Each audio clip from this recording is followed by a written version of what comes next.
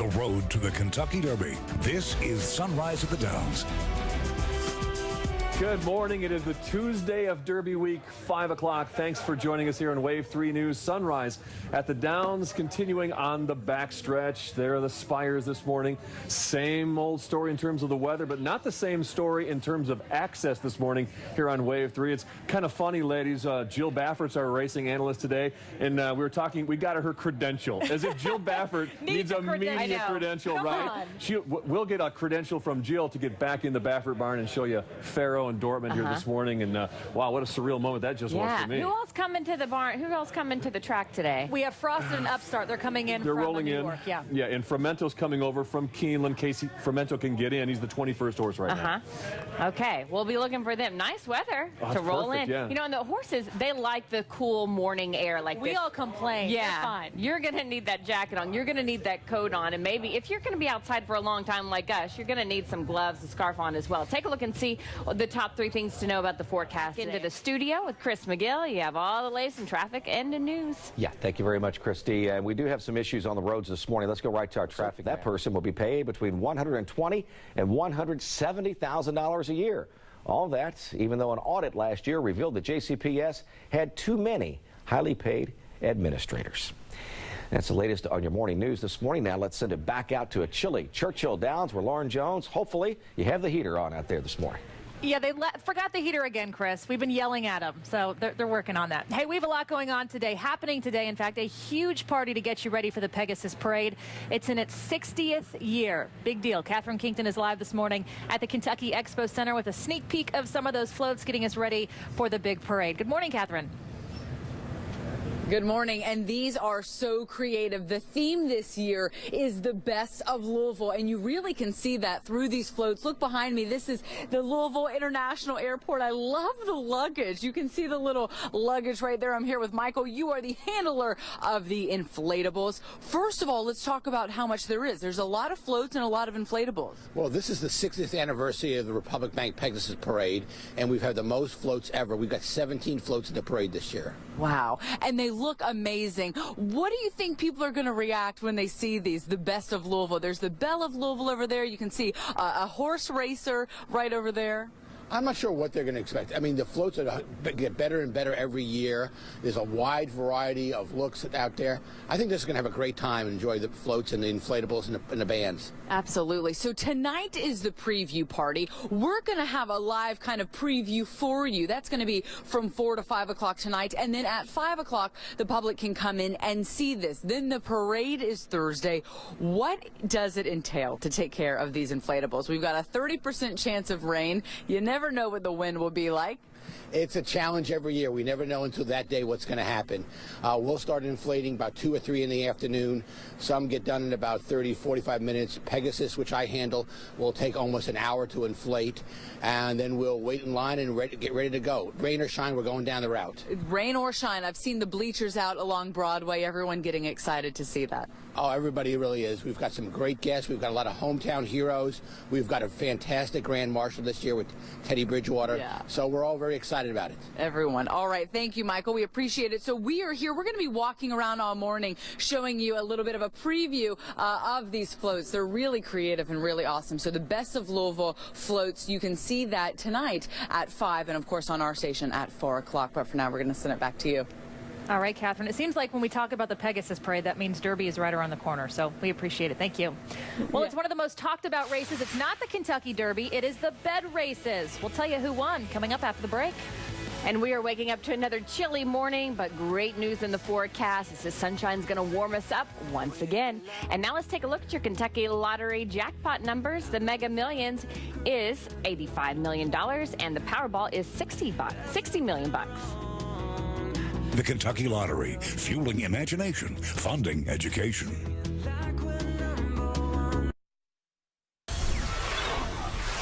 Good morning. Right now, we are live here on the backside of Churchill Downs, right by the rail. We have yet to see any horses, but we have seen the tractors going by, grooming the track here this morning on this chilly morning. Let's quick check of your Oaks and Derby forecast. 72, mostly sunny on Oaks Day for Derby Day, partly sunny. 76, slight chance of rain on Derby night. I want to take a look out here at the track. We have the Vineyard Vines tractor grooming those tracks right now and getting them ready for those morning workouts. The horses will be out here shortly, taking advantage of that fresh, fast track. Now we're going to head out to the Baffert barn. John Bull has one of the coolest assignments I think he's had in a while out there with Jill Baffert. Yeah, Christy, they're calling it the most powerful 1-2 punch for a trainer in the Kentucky Derby in like 60 years. Dortmund and American Pharoah. I'm with our racing analyst, Jill Baffert. So she kind of has access to American Pharoah this morning and Dortmund. And you're looking right here at American Pharoah in stall number 28. So how's he doing so far? Awesome. He's such a kind and gentle horse. I've never seen him turn a hair, so to speak, in horse lingo. He's just easy. He just doesn't. Now, what are your plans for him today? I think because he worked on Sunday and then he walked yesterday, he'll either jog or walk another day, probably jog. Okay, now they say that Dortmund is so much bigger than American Pharoah. Now get a visual on American Pharoah right here. Now let's walk down here. Come on down here, Jill and Lee, and we'll show you Dortmund right next door. He's 17 hands tall. People just freak out on how big he is, but he doesn't look all that much bigger to me. He's bigger. I mean, American Pharoah is a big horse. He's no small horse, but I think you can't really get the whole picture because his blanket's on. Right. I mean, he's a big dude. He's looking back at us like, yeah, I'm big. I see you. Now, what's his temperament like? We just saw earlier at 4:30, Pharoah just so gentle and nuzzling. What's Dortmund like? He's a little edgier. I mean, he's not as naturally calm as American Pharoah, and he's a little goofier. He's almost just, we had a horse named Point Gibbon, yes, and I kind of feel like they're similar in that they're just like, you know, that's kind of they're horses. They're horses, yes. And you know, he's not as laid back, but he's still a nice horse. He's just not as. Now, isn't it nice to have a 1-2 punch like this? Because we've all talked about how, you know, Baffert's other horse, Real Quiet, was able to win that one year. I mean, so is that more comforting to know that? It's pretty amazing. I think you pinch yourself. I think Bob is pinching himself.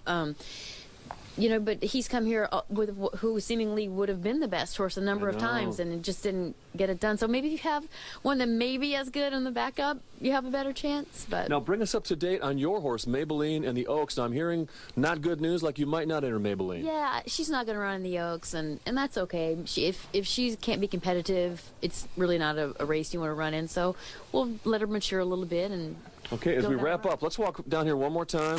Let our viewers see American Pharoah up close and personal. Yes, I know. So he never gets out of control and tries to bite anybody? I've never seen him He's ever. the gentlest horse I've ever seen. He's a baby. He's so kind. He is a baby, Yeah. and he's going to be a big-time favorite And here a in the beast. Kentucky. A baby and a beast. A baby and a beast. Oxymoron. There you go, from Jill. A baby and a beast. Let's go back over now, closer to the rail, and my co-anchor, Lauren Jones. How about that, Lauren?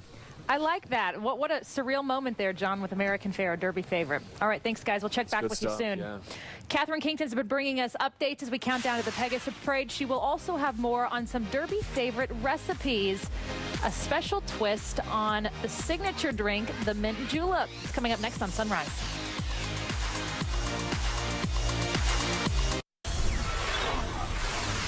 Good morning, everyone. Welcome back to Sunrise. We all know that the Mint Julep is the signature drink of the Kentucky Derby, but this morning we are turning it into a dessert. Catherine Kington brings us up to speed on a new twist to a Derby favorite.